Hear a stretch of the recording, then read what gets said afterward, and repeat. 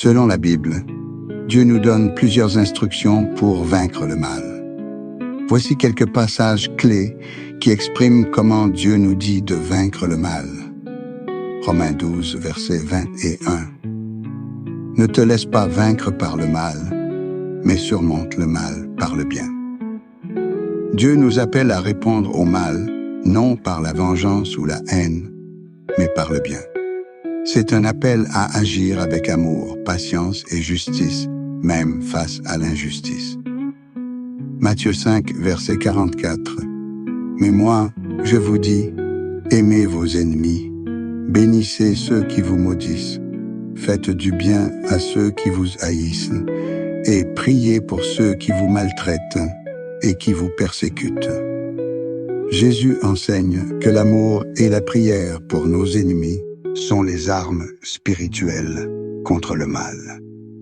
Éphésiens 6, versets 11 à 12.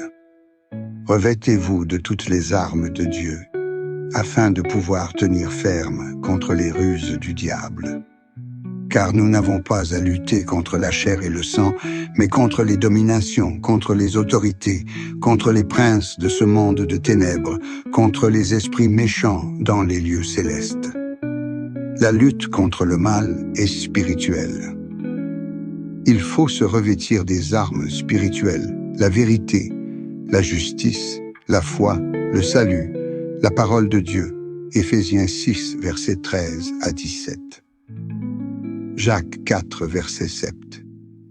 Soumettez-vous donc à Dieu. Résistez au diable, et il fuira loin de vous.